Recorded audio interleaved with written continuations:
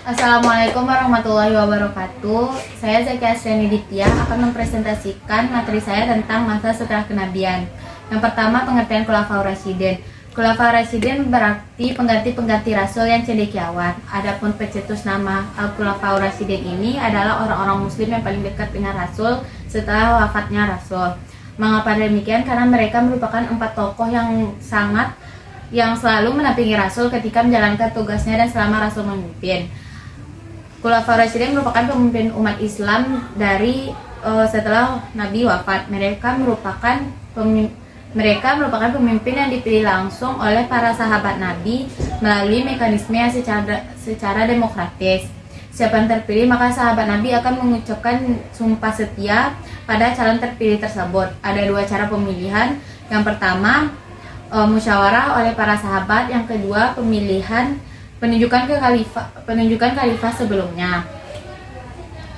4 tokoh diantaranya yaitu yang pertama Khalifah Abu Bakar As-Siddiq.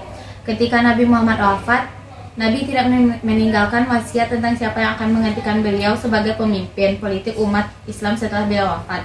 Beliau tampaknya menyerahkan persoalan tersebut kepada muslimin dan ditentukan secara sendiri.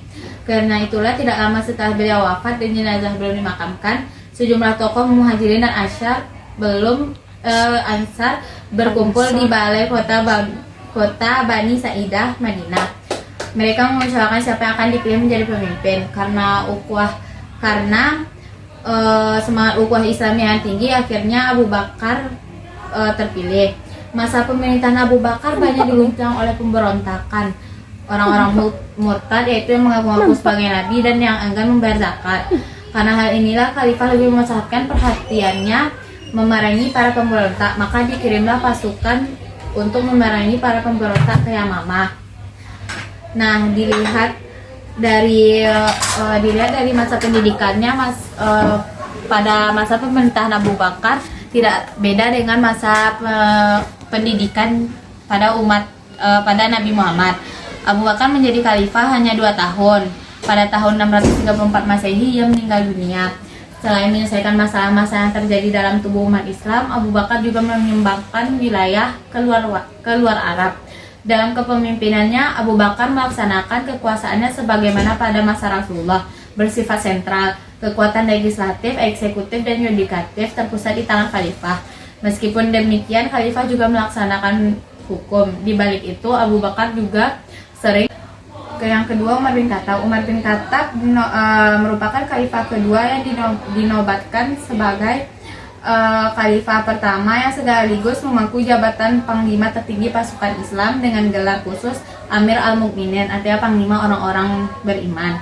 Pada masa Umar bin Khattab, kondisi politik dalam keadaan stabil. Usaha perluasan wilayah Islam memperoleh hasil yang gemilang.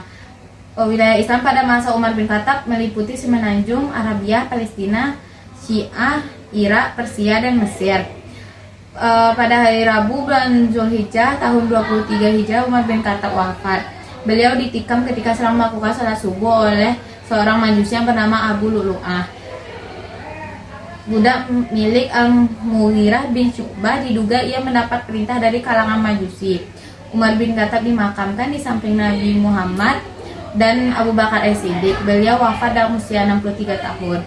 Umar dikenal seseorang yang pandai dalam menciptakan peraturan karena tidak hanya memperbaiki, bahkan mengkaji ulang terhadap kebijakan yang telah ada. Khalifah Umar juga telah menerapkan prinsip demokratis dalam kekuasaan, yaitu dengan menjamin hak yang sama bagi setiap warga negara.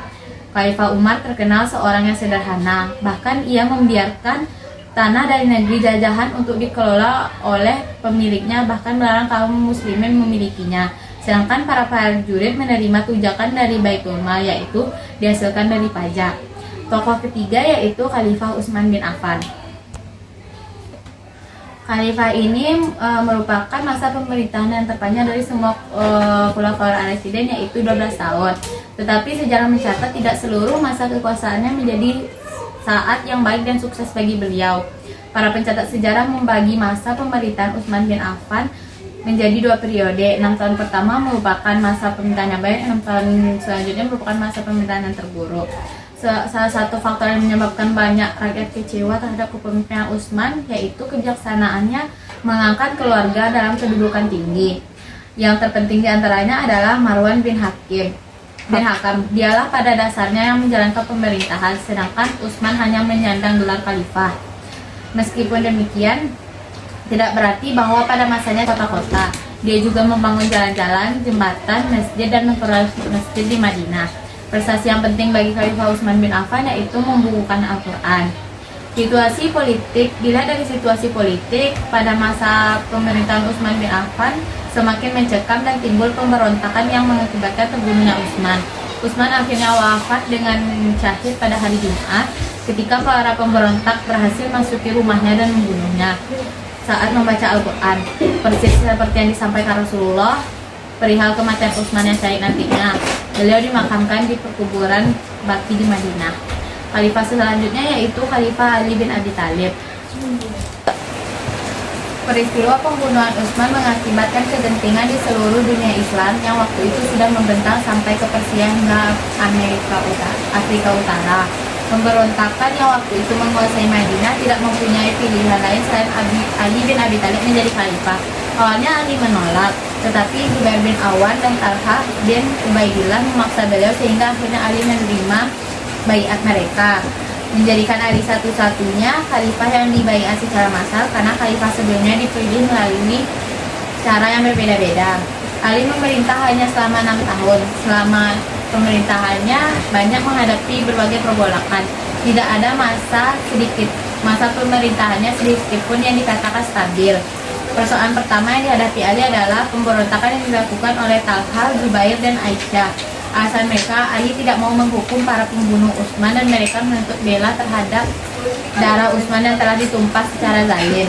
Bersama dengan itu, kebijakan Ali juga mengakibatkan timbulnya perlawanan dari gubernur di Damaskus, Muawiyah, yang didukung oleh sejumlah bekas pejabat tinggi yang merasa kehilangan kedudukan dan kejayaan. Peristiwa yang terkenal dalam masa Ali adalah terjadinya perang antara kubu Ali dan kubu Muawiyah. Perang tersebut terjadi di daerah bernama Siffin sehingga perang ini disebut sebagai perang Siffin. Ya. Setelah terjadinya peristiwa tersebut, kelompok Ali pecah menjadi 2 bagian. Dan kelompok yang keluar dari kelompok Ali dinamai sebagai kelompok Khawarij, yaitu orang-orang yang keluar. Pada 24 Januari, ketika Ali sedang dalam perjalanan menuju Masjid Kufah, ia terkena hantaman pedang beracun di dahinya. Pedang tersebut yang mengenai otaknya diayunkan oleh seorang pengikut kelompok Khawarij, Abdul Ar-Rahman Ibnu Muljam, yang ingin membalas dendam atas kematian keluarga seorang wanita temannya yang terbunuh di Nahrawan. Ya. Sekian, terima kasih. Assalamualaikum warahmatullahi wabarakatuh.